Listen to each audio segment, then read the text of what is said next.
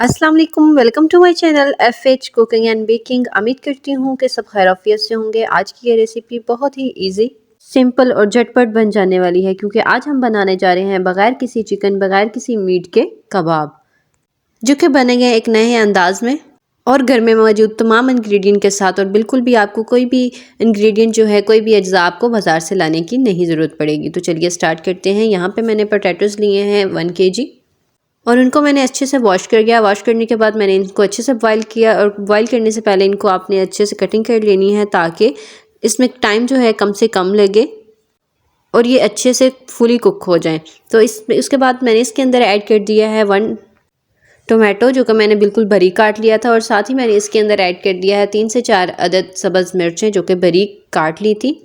और साथ ही एक बड़े साइज़ का मैंने प्याज लिया है, जो कि मैंने अच्छे से चॉप कर लिया है और जो कि हमारे पास 1 कप के करीब है। और उसके बाद इसके अंदर चंद स्पाइसेस जाएंगे, जिनमें से सबसे पहले मैं इसके अंदर ऐड कर रही हूँ हल्दी, जो कि मैंने 1 टीस्पून ली है। और साथ ही इसके बाद मैं इसके अंदर ऐड कर दूंगी ज़ीरा, जो कि मैंने 1 टीस्पून लिया है। ज़ीरा जो है आपने भुना हुआ लेना है और साबुत लेना है। उसके बाद मैं इसके अंदर ऐड करूँगी 1 टेबलस्पून रेड चिली। और यहाँ पे जितने भी मैं स्पाइसेस इसके अंदर ऐड कर रही हूँ ये बहुत ही ज़्यादा तीखे हैं, तो इसलिए अकॉर्डिंगली आपने इसको एडजस्ट करना है। उसके बाद मैं इसके अंदर ऐड कर रही हूँ 1 टेबलस्पून सॉल्ट। और यहाँ पे जो मैं सॉल्ट ऐड कर रही हूँ उसके अंदर चाइनीज़ सॉल्ट मिक्स है, तो इसलिए आपने 1 टीस्पून आपने चाइनीज़ सॉल्ट ऐड करना है और 2 टीस्पून जो है आपने इसके अंदर ऐड करने हैं सिंपल सॉल्ट के। उसके बाद इसके अंदर हम ऐड करेंगे फ्रेश धनिया, जो कि बारीक कटा हुआ है। और साथ ही इसके अंदर मैंने ऐड किया है सब्ज़ लहसुन, जो कि मैंने इसकी 2 डलियाँ ली थी। और अगर आपके पास सब्ज़ लहसुन नहीं हो तो आप इसको स्किप भी कर सकते हैं। यहाँ पे सिर्फ आप इसके अंदर सब्ज़ धनिया ही ऐड कर सकते हैं। तो यहाँ पे हमारे पास जितने भी इंग्रेडिएंट है वो अच्छे से हमने इसके अंदर ऐड कर दिए हैं। और उसके बाद हाथों के साथ मैं इसको अच्छे से मैश कर लूँगी। यहाँ पे आपने इसको बहुत ही ज़्यादा अच्छे से मैश करना है। कोई भी हमारे पास जो पोटैटोज़ का साइज़ है बड़ा नहीं होना चाहिए, बिल्कुल इसकी आपने अच्छे से पेस्ट बना लेनी है। और यहाँ पे जितने भी हमने स्पाइसेस ऐड किए हैं उसमें कम इसीलिए यूज किए हैं क्योंकि इसके अलावा हमने और एक बैटर यूज़ करना है जिसके अंदर हम कुछ स्पाइसेस और ऐड करेंगे। तो इसलिए आपने इस चीज़ का अच्छे से ख्याल रखना है। इन स्पाइसेस को आपने 2 हिस्सों में डिवाइड कर लेना है।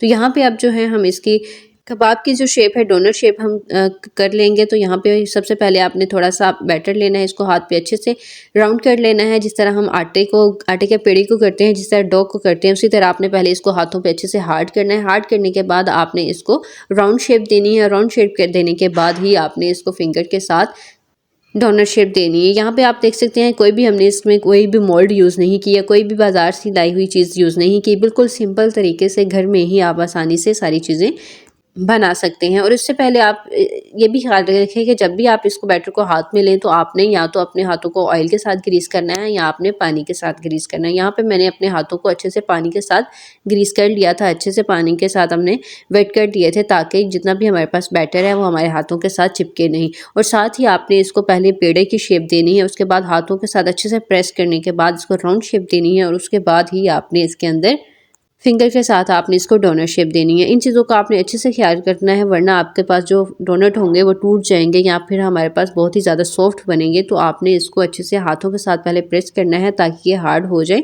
और उसके बाद आपने इसकी शेप कन्वर्ट करनी है।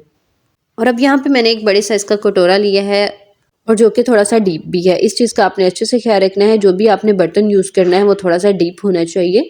उसके अंदर मैंने ऐड कर दिया है 4 टेबलस्पून के करीब बेसन। और बेसन लेते हुए आपने चंद बातों का अच्छे से ख्याल रखना है कि बेसन की आपने पहले स्मेल करनी है कि इसमें से कोई स्पेसिफिक सी स्मेल नहीं आना चाहिए, बहुत ही अच्छी सी खुशबू होनी चाहिए। और साथ ही आपने इसका कलर भी देखना है कि बहुत ज़्यादा वाइट और बहुत ज़्यादा येलो नहीं होना चाहिए।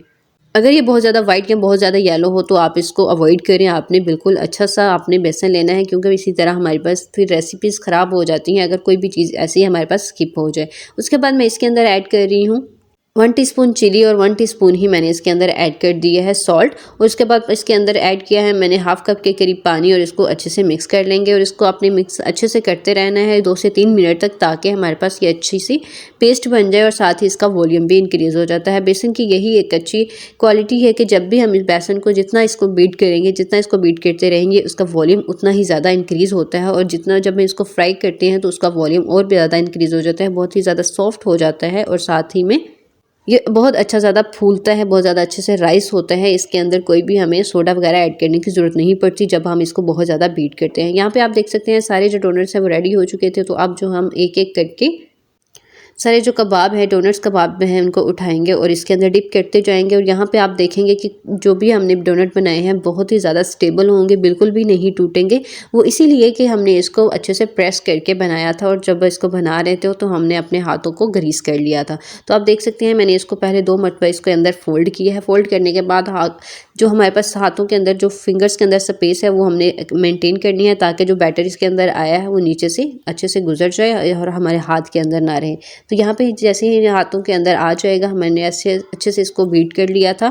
तो अब यहाँ पे आपने इसको अच्छे से कोट कर लेना है बेसन के अंदर। कोट करने के बाद यहाँ पे मैंने फ्राई पैन के अंदर 2 कप के करीब ऐड कर लिया था ऑयल, और ऑयल को मैंने मीडियम ही फ्लेम के अंदर अच्छे से गर्म कर लिया था। तो आपने इसको प्री हीट कर लेना है अच्छे से, और सारे जो डोनट्स है एक एक करके आपने सबको फ्राई कर लेना है।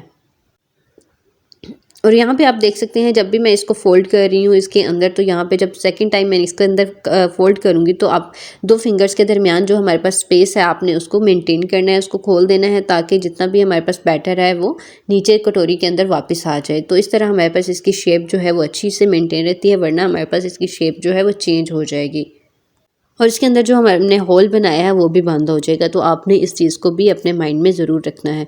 तो यहाँ पे सारे एक एक करके मैं सारे इसके अंदर फ्राई पैन के अंदर डाल दूँगी और इनको अच्छे से फ्राई कर लूँगी। यहाँ पे आपने फ्लेम को बिल्कुल मीडियम रखना है, बहुत ज़्यादा इसको हाई और बहुत ज़्यादा इसको लो नहीं रखना। ये डोनट्स बहुत ही ज़्यादा टेस्टी होते हैं, बहुत ही ज़्यादा क्रिस्पी होते हैं, और इसकी जो हमने बेसन की कोटिंग की है उसकी वजह से ये बहुत ही ज़्यादा लजीज हो जाते हैं। और अगर अभी तक आपने मेरे चैनल को सब्सक्राइब नहीं किया तो जल्दी से सब्सक्राइब कर दीजिए और साथ ही बेल आइकन को भी ज़रूर ऑन करें, क्योंकि बेल आइकन ऑन करने से जैसे ही हम रेसिपी अपलोड करते हैं तो सबसे पहले इसका नोटिफिकेशन आप ही को मिलता है। और साथ ही अपना फीडबैक भी ज़रूर शेयर किया करें, क्योंकि आपका फीडबैक हमारे लिए बहुत ही ज़रूरी होता है। हमें अच्छा लगता है कि जब आप अपना फीडबैक शेयर करते हैं। और जब भी आपको लगे कि कोई भी चीज़ नई सीखने को मिली है तो ज़रूर दूसरों के साथ शेयर किया करें, क्योंकि दूसरों के साथ नॉलेज शेयर करना भी सदका जारिया होता है। और ऐसी बहुत सी इजी टिप एंड ट्रिक के साथ बनाने वाली रेसिपीज़ जो हैं और जो सिर्फ घर में मौजूद इंग्रेडिएंट के साथ ही बन जाएंगी, उनके लिए मेरे चैनल को जल्दी से सब्सक्राइब कर दीजिए और साथ ही दूसरों के साथ भी ज़रूर शेयर करें। तो यहाँ पे हम जो जितने भी डोनट्स होंगे, जितने भी हमारे पास कबाब हैं, उनको अच्छे से फ्राई कर लेंगे। और उनका कलर आप देख सकते हैं कितना ही अच्छा आया है, कितना ही ज़्यादा रिच और खूबसूरत है हमारे पास जो इसका कलर है। यहाँ पे आपने 2 से 3 मिनट तक के लिए एक साइड को अच्छे से कुक कर लेना है, और जब इसकी साइड चेंज करनी है तो तब भी आपने मीडियम फ्लेम के अंदर ही दूसरी साइड को भी अच्छे से चेंज कर लेना है। तो यहाँ पे मैं इसके साथ ले रही हूँ दही की चटनी। इसके साथ आप कोई भी सॉस ले सकते हैं, कोई भी आप केचप यूज़ कर सकते हैं। तो यहाँ पे मैं इसको चटनी के साथ यूज़ कर रही हूँ। बहुत ही ज़्यादा टेस्टी, बहुत ही ज़्यादा क्रिस्पी हमारे पास डोनट जो तैयार हो चुके हैं। जब भी आप इसको बनाएं तो अपना फीडबैक ज़रूर शेयर किया करें। और यहाँ पे आप देख सकते हैं कोई भी हमने ऐसी चीज़ यूज़ नहीं की जो कि हमें बाज़ार से लानी पड़े। सारी जो चीज़ें हमने यूज़ की हैं वो बिल्कुल घर में मौजूद सब इंग्रेडिएंट के साथ ही बन गए हैं। वीडियो अच्छी लगी हो तो लाइक, सब्सक्राइब और शेयर करना मत भूलिए। Thank you.